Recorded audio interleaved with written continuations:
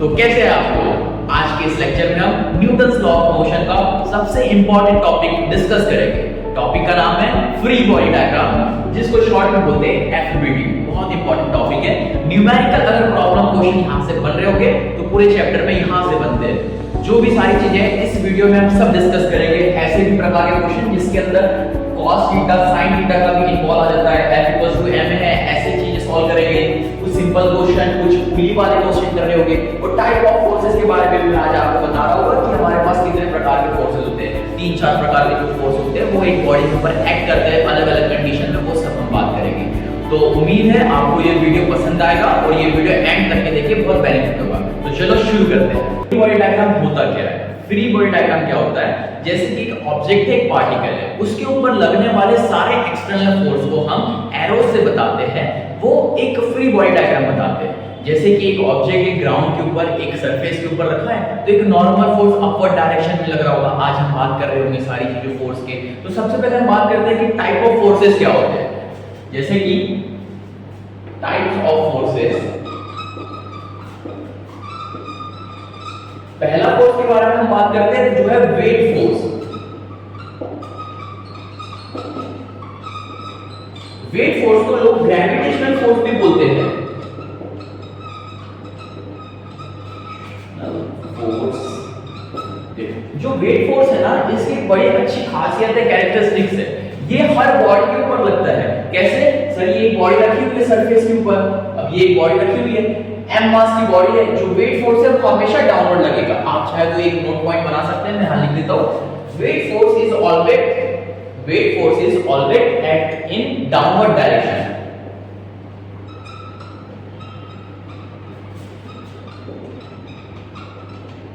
Weight force is always acts in downward direction और इसका magnitude क्या होता है? मास इनटू एक्सेलरेशन। जैसे कि हमने F = ma पढ़ा है, तो वही वाला रूल यहां पे लागू होता है। लेकिन जब हम ग्रेविटेशन में F = ma प्रूव कर रहे थे, तो हमको पता चला कि ये एक ही जगह हम जब बॉडी फ्रीली फॉल या फिर रखी होगी अर्थ के ऊपर, तो हम इसको Fmg लिख सकते हैं, F = mg। तो वही वाली चीज जब हम यहाँ पे अप्लाई करेंगे तो हम कह सकते हैं कि एक बॉडी है, सरफेस के ऊपर रखी है, m मास की बॉडी है, वो नीचे की डायरेक्शन में वो एक फोर्स एक्सर्ट कर रही है, वो है mg।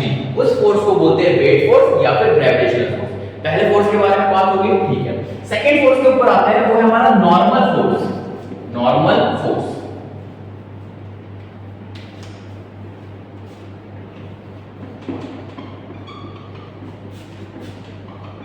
नॉर्मल फोर्स क्या होता है सर? अब वही बात है कि एक सरफेस के ऊपर अगर कोई बॉडी रखी हुई है तो mg फोर्स तो नीचे लग रहा है, लेकिन जो एक सरफेस है वो खुद अपने आप के ऊपर, जो अपने ऊपर जो बॉडी रखी है उसके ऊपर एक ऊपर वाले डायरेक्शन में फोर्स लगाती है, उसे कहते हैं नॉर्मल फोर्स। नाम से समझ में आ रहा है, नॉर्मल फोर्स यानी परपेंडिकुलर लग रहा होगा, यानी जो भी सरफेस है उसके परपेंडिकुलर ये फोर्स लग रहा होगा। जैसे कि मान लेते हैं कि इस वाले इसमें ये ऐसा एक वेज है, वेज के लिए इसको कंप्लीट कर देते हैं। ये वेज रखा हुआ है, एक एंगल थीटा का ये वेज है, इसके ऊपर जो नॉर्मल फोर्स लग रहा होगा वो सरफेस के परपेंडिकुलर ये n फोर्स लग रहा होगा, क्योंकि ये सरफेस से यहां पे 90 डिग्री एंगल बना रहा है। तो मैं कह सकता हूं कि जस्ट परपेंडिकुलर जो फोर्स लग रहा है वो नॉर्मल फोर्स है। नॉर्मल फोर्स को लोग रिएक्शन फोर्स भी बोलते हैं। हो सकता है कभी आपके पूछा जाए तो नॉर्मल फोर्स को रिएक्शन फोर्स बोलते हैं, जो कि सरफेस के हमेशा अपवर्ड डायरेक्शन में लगता है। इसको चाहे तो आप नोट डाउन कर सकते हो। ऑलवेज एक्ट इन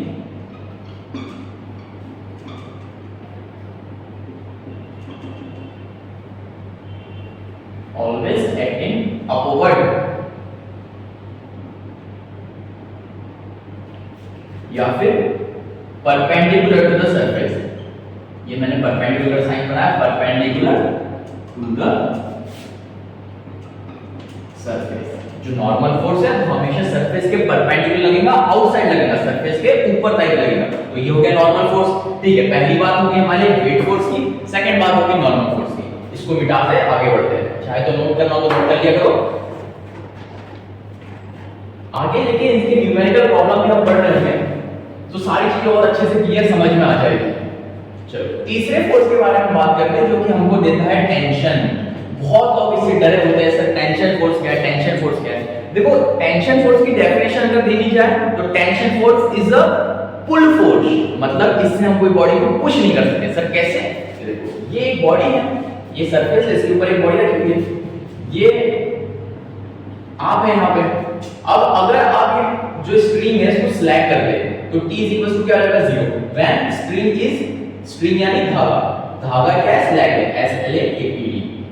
जब स्ट्रिंग को आप खींच नहीं रहे तो टेंशन यहाँ पे 0 है, लेकिन सेम कंडीशन में अगर आप वो ऑब्जेक्ट को जो है एक t टेंशन से इधर खींच रहे हो तो ये बोल सकते हैं कि जो टेंशन है वो ऑब्जेक्ट को इस वाली डायरेक्शन में खींच रहा है, मतलब tension force is always act in opposite या फिर outward direction from the body.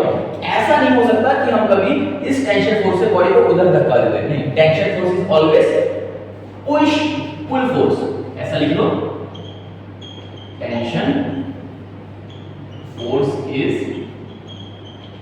Always pull force. इससे हम बॉडी को खींच सकते हैं, धक्का नहीं दे सकते। ऐसे ही वो कुएं वाली बात कर ले कि एक वेल हमारे पास, उसके अंदर से हम पानी खींच सकते हैं ना। एक बार डायग्राम बना के बताते हैं फिर आगे बढ़ाते हैं। ये एक कुआं है, कुछ ज्यादा बड़ा कुआं है, ठीक है। ये उसकी सीढ़ी स्टेप्स, यहाँ पे एक पुली लगी है। पुली के बारे में अभी जस्ट बात करने वाले हैं। अभी समझो कि क्या हो रहा है, जैसे ही एक यहाँ से रस्सी गई, अब जो पानी जो है यहाँ तक है, तो अभी पानी के जो है ऊपर वाली डायरेक्शन में जब खींच रहे होंगे तो टेंशन ऊपर लग रहा है, बॉडी ऊपर खींची जा रही है। अच्छा, अभी पुली की बात करते हैं। पुली होती क्या है, पुली के बारे में जो जितनी भी पुली हमारे सिलेबस में वो सारी की सारी पुली फ्रिक्शनलेस है, वो कोई भी फ्रिक्शन अप्लाइड नहीं कर रही होगी। फ्रिक्शन अप्लाइड नहीं कर रही होगी तो एक एक्स्ट्रा फोर्स नहीं यहाँ से अप्लाइड हो रहा होगा। पहली बात लिख सकते हो आप पुली का पहला point, all pulley are ideal. Ideal pulley की जो हमारी कैरेक्टरिस्टिक्स है, आइडियल पुली की कैरेक्टरिस्टिक्स हो जाएगी पहली, सारी पुली जो होती है वो फ्रिक्शनलेस होती है, ये कोई फ्रिक्शन अप्लाई नहीं करती है। आइडियल पुली की बात कर रहे हैं, हाँ रियल पुली अप्लाइड करती है, रियल पुली का अपना फ्रिक्शन होता है, लेकिन हम जितनी भी फिजिक्स पढ़ रहे हैं बेसिक फिजिक्स के ऊपर बात कर रहे हैं, तो जितनी भी पुली पढ़ रही है वो आइडियल पुली है। आइडियल पुली में सबसे पहला पॉइंट है वो फ्रिक्शनलेस है। यही सेकंड पॉइंट बात करें तो वो ये अगर सेकंड बात करें तो वो मासलेस है, उसका कोई मास नहीं है। हम लोग अगर पुली का कोई मास नहीं है तो फिर उसका एक्सेलरेशन नहीं होगा, जैसे कि हमको अभी तक पता है sir F mass equal acceleration होता है। मैं बात कर रहा हूं कि जितनी भी पुली है उसका मास हमको एक्सेप्ट नहीं करना है, मास ही नहीं हो तो एक्सेलरेशन नहीं रहेगा, यानी हम उसके ऊपर फोर्स अप्लाई ही नहीं कैलकुलेट करेंगे, तो ना ही फ्रिक्शन फोर्स अप्लाइड होगा उसके ऊपर, ना ही कोई दूसरा फोर्स उसके ऊपर बात कर रहे होंगे। तो ये हो गया पुली का कांसेप्ट। टाइप्स ऑफ फोर्सेस यहां खत्म हो गया, कुछ क्वेश्चंस लेते हैं और वो सिंपल क्वेश्चन से बात स्टार्ट करते हैं।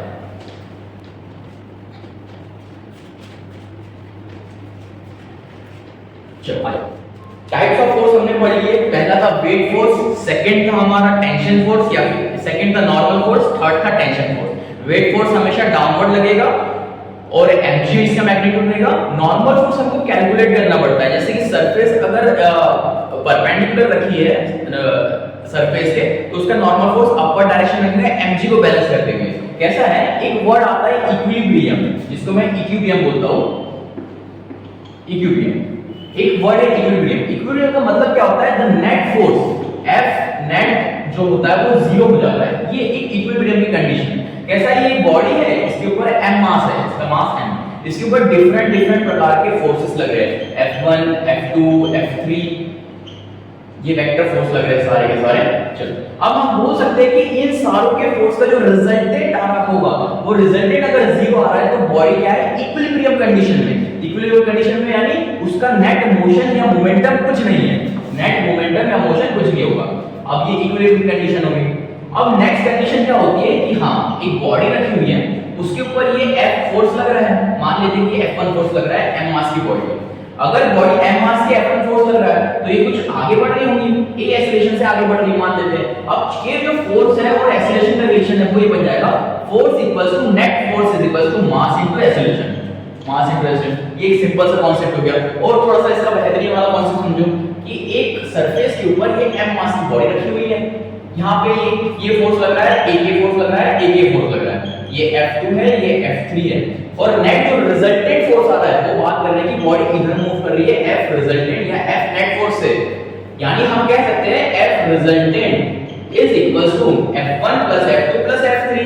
बिल्कुल सही बात है sir, F1 plus F2 plus F3। अब देखो F रिजल्टेंट जो होगा वो किसके बराबर होगा, जो हमारी सेकंड इक्वेशन होती है मास इनटू एक्सेलरेशन। ये सेकंड इक्वेशन आई कहां से शायद सबको पता होगा, एक बार फिर से बता देते हैं। जैसे कि हमारा सेकंड लॉ कहता है the rate of change of momentum is directly proportional to the applied external force. और जो भी हम एफबीडी बना रहे हैं उसके अंदर सारे एक्सटर्नल फोर्स अप्लाइड हो रहे हैं, यानी ये एक्सटर्नल फोर्स को हम मास इनटू एक्सीलरेशन के बराबर बता सकते हैं।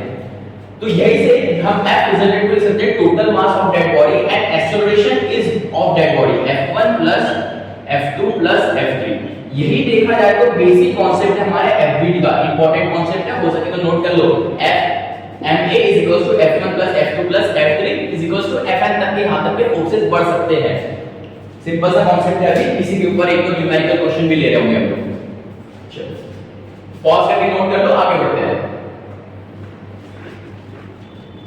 ये समा है, चलिए चलिए हम चलते हैं, चलिए परफॉर्म करते हैं। चलो हाँ, अब एक तो क्वेश्चंस लेते हैं उसके ऊपर बात करते हैं। जैसे कि एक सरफेस है, इसके ऊपर ये बॉडी रखी हुई है, m मास की बॉडी है, ये m मास की एक सरफेस के ऊपर बॉडी है, और सरफेस जो है वो रिजिड है। ये जो डैशिंग टेस्ट बनाने का मतलब होता है कि अब ये जो सरफेस है ये नहीं लेकिन इसके ऊपर मास ले सकता है। चलो अब इसके ऊपर मैंने ये F फोर्स अप्लाइड किया और अगर ये a एक्सेलरेशन से आगे चला तो मैं सिंपली कह सकता हूं F equals to mass into acceleration. एक तो सिंपल प्रॉब्लम है, जैसे ऊपर फिर थोड़ा मुश्किल ऊपर जाएगी। सर ये एक सरफेस है, इस बॉडी का मास है 5 kg और इसके ऊपर 5 न्यूटन का फोर्स लग रहा है। Find acceleration. बिना वीडियो पॉज के आंसर बता दो, फाइंड एक्सेलरेशन। अच्छा आपको अगर एक्सेलरेशन पूछा तो सर एक ही फार्मूला तो अभी तक पढ़े, F equals to ma। Force आपको दे रखा है 5 न्यूटन, तो 5 न्यूटन यहां से लिए, मास भी देख रहा है, मास दे रखा है 5 kg और एक्सेलरेशन निकालना है। 5 से 5 बढ़ गया, एक्सेलरेशन की वैल्यू आ गई 1 मीटर पर सेकंड स्क्वायर। ऐसा यूनिट याद रखो सारी चीज की, जब हमको एक फाइनल आंसर लिखना होता है तो ऐसा यूनिट के साथ लिखना होता है। जैसे एक्सेलरेशन के ऐसा यूनिट होती है मीटर पर सेकंड, तो मीटर पर सेकंड लिखना बहुत जरूरी है। एक सिंपल क्वेश्चन की बात हो गई, अब थोड़े से डिफरेंट प्रकार के फोर्सेस की बात करते हैं। ये ऑब्जेक्ट है, इसके ऊपर इस डायरेक्शन में फोर्स लग रहा है 5 न्यूटन, इस डायरेक्शन में फोर्स लग रहा है 10 न्यूटन और एक फोर्स लग रहा है इधर वाली डायरेक्शन में 5 न्यूटन।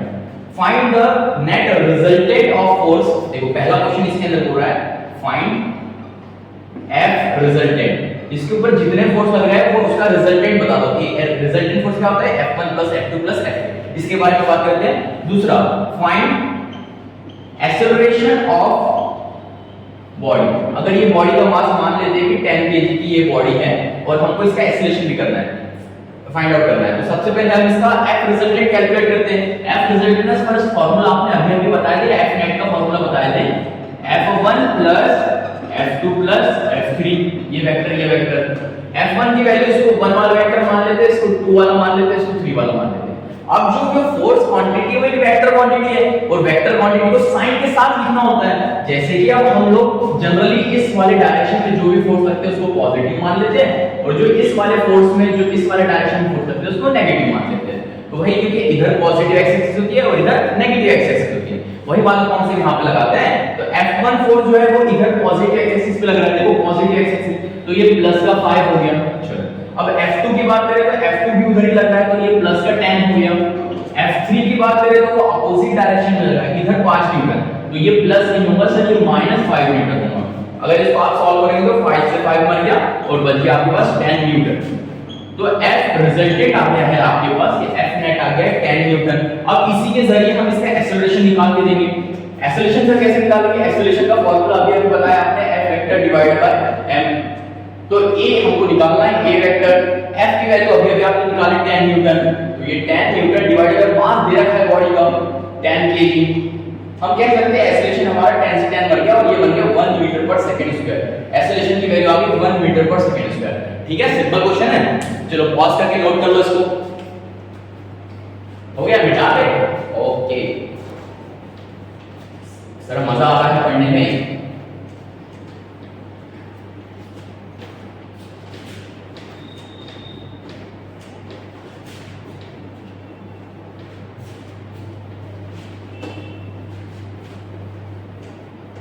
ये तो कुछ बेसिक स्टडी हो गई, सिंपल स्टडी हो गई। अब थोड़ी सी हमको 4 फोर्स जो प्रैक्टिकल लाइफ में लग रहे हैं उसके बारे में बात कर लेते हैं। ये अब सर ये बॉडी रखी हुई है यहाँ पे 5 kg की बॉडी और ये रेस्ट पोजीशन पे है। तो बताओ इसके ऊपर कौन से फोर्स लग रहे हैं, कैसे कैसे फोर्स लग रहे हैं। ठीक है सर, बता दें कि पहला फोर्स तो आपने बताया था कि वेट फोर्स लगेगा जो कि हमेशा डाउनवर्ड डायरेक्शन लगेगा, जो कि एक सरफेस के ऊपर रखा है, तो सरफेस से ये हो जाएगा 5 × g। आ रही बात समझ में? चलो शाबाश। अब एक फोर्स ये वाला लगेगा नॉर्मल, अरे नॉर्मल फोर्स लगेगा ना, सरफेस के परपेंडिकुलर लगता है हमेशा, तो ये नॉर्मल फोर्स लग गया। अगर ये बॉडी रेस्ट पे है या फिर इक्विलिब्रियम पोजीशन पे है तो मैं कह सकता हूं सर आपका जो ये नॉर्मल फोर्स है वो 5g के बराबर होगा। देखो नॉर्मल फोर्स यहां से निकल गया, नॉर्मल फोर्स ऐसे निकाला जाता है। नॉर्मल फोर्स क्या करता है, अपोजिट वाले को बैलेंस आउट करता है, सिंपल सी बात है। चलो ये वाला अगर कांसेप्ट समझ में आ गया हो तो इसके ऊपर एक बढ़िया वाला क्वेश्चन सॉल्व करते हैं। कैसा है, ये एक सरफेस है, इसके ऊपर 5 kg की एक बॉडी रखी हुई है, इससे मैं इधर F4 से खींचे जा रहा हूं। F4 जो है वो है 5 न्यूटन। अब इसके ऊपर प्रैक्टिकल लाइफ में कितने कितने फोर्सेस कैसे कैसे अप्लाई कर रहे हैं ये पहले पता करते हैं। पहला तो ये फोर्स होगा सर 5g, अरे मास इनटू एक्सेलरेशन, मास पास दे रखा है, g की वैल्यू g, ऊपर वाले डायरेक्शन में नॉर्मल फोर्स लगेगा। अब होता क्या है, हमको पता है जब बॉडी इस वाले डायरेक्शन में मूव कर रही है तो ऊपर नीचे तो कोई मोशन हो नहीं रहा होगा। जब आप इनका नेट रिजल्टेंट लिखोगे तो ऊपर वाले फोर्स को आप पॉजिटिव मान लो, नीचे वाले फोर्स को आप नेगेटिव मान लो। तो ऊपर का फोर्स है normal force minus 5g is equals to mass into, अरे इस वाले डायरेक्शन में कोई एक्सेलरेशन होगा ही नहीं, तो ये हो गया मेरा 0 मास इनटू एक्सेलरेशन। ये 0 हो गया, यानी ये क्वांटिटी उधर जाके नॉर्मल इक्वल्स टू 5g। इस वाले कंडीशन में हमारे नॉर्मल की वैल्यू क्या आ गई है 5g के बराबर, क्योंकि इस वाले डायरेक्शन में कोई मोशन हो ही नहीं रहा है। चलो आगे बात करते हैं सर, इस वाले डायरेक्शन में तो हो रहा है। अब इसका मास पता है, एक्सेलरेशन पता है, आप सीधा सीधा बोल सकते हो सर a की वैल्यू आ जाएगी फोर्स डिवाइडेड बाय मास, यानी 5 divided by 5 is equals to 1 metre per second square. ये थोड़ा सा और बेसिक कांसेप्ट समझ में आ गया कि अगर बॉडी इस वाले डायरेक्शन में मूव कर रही है, 5 न्यूटन के फोर्स से 5 kg का मास है, तो एक्सेलरेशन की वैल्यू जाती है 1 मीटर पर सेकंड। शाबाश। अब थोड़ा सा एक लेवल और बढ़ा देते हैं इसका।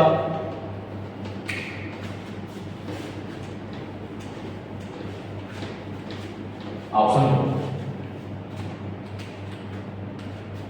कैसा है, ये सरफेस, इसके ऊपर ये 5 kg की बॉडी और ये 2 kg की बॉडी रखी हुई है। अब मैं एक फोर्स अप्लाई कर रहा हूं यहाँ पे 20 न्यूटन का। पता करना है कि ये कितने एक्सेलरेशन से बॉडी आगे बढ़ेगी। तो बहुत इंपॉर्टेंट बात है जहां पे समझने के लिए कि ये बॉडी एक ही स्प्रिंग से कनेक्टेड है, तो जब ये बॉडी चलेगी तो ये वाली बॉडी भी चलेगी, क्योंकि 20 न्यूटन का फोर्स है, तो 20 न्यूटन का फोर्स से बॉडी ये भी खींची जा रही है, ये भी खींची जा रही है। हमें नेट एक्सेलरेशन कैलकुलेट करना है। इसके दो तरीके होते हैं कैलकुलेट करने के। एक तरीका तो ये कि आप 2 kg और 5 kg और 2 kg के दोनों को मास को सेम मान लो। सेम मतलब कैसा, सर 5 + 2 7 कर दो, और ये 7 kg का एक ये बॉक्स खड़ा है यहाँ पे, और इसको आप 20 न्यूटन से खींच रहे हो। आपके पास फोर्स है, मास है, एक्सेलरेशन निकालो। अब दूसरा तरीका क्या है, जो थोड़ा सा मुश्किल है, जो कि हमेशा काम में आ सकता है आपके, कि सर ये बॉडी है और ये थ्रेड से कनेक्टेड है, ये स्प्रिंग से कनेक्टेड है, तो मैं मान सकता हूं यहाँ पे T और यहाँ पे T टेंशन लग रहा है। अगर इसकी बात करें तो इसके ऊपर एक एंटी फोर्स लग रहा होगा जो कि नीचे की डायरेक्शन में 5 दिया गया, ऊपर नॉर्मल फोर्स को बैलेंस आउट कर लिया। ये जो बॉडी है इसी डायरेक्शन में मूव कर रही है, तो फोर्स इज इक्वल टू इसका टेंशन हो गया, मतलब जो इसका मास इनटू एक्सेलरेशन है। अगर पहले वाले बॉडी के लिए हम लिखे mass into acceleration equals to tension, mass कितना है बॉडी का 5 है, एक्सेलरेशन कैलकुलेट करना है इज इक्वल्स टू t, यहां से हमारी आ गई 5 इज इक्वल्स टू t। इस वाले हिसाब से अगर बात करें तो ऊपर एक नॉर्मल फोर्स लगेगा, नीचे एक लगेगा 2g। अब 2g और नॉर्मल फोर्स एक दूसरे के बराबर हो जाएंगे, तो हम कह सकते हैं that 2g is equals to normal force. हां, तो अब क्या हो जाएगा कि 20 इस वाले डायरेक्शन में जो फोर्स लग रहा है 20 minus t is equals to mass into acceleration. यहां से t की वैल्यू हो जाएगी मास इनटू एक्सेलरेशन प्लस 20। अब ये t की वैल्यू और t की वैल्यू हम दोनों को साथ में लिख सकते हैं, तो ये दोनों को इवैल्यूएट कर दो और आंसर आपके सामने आ जाएगा।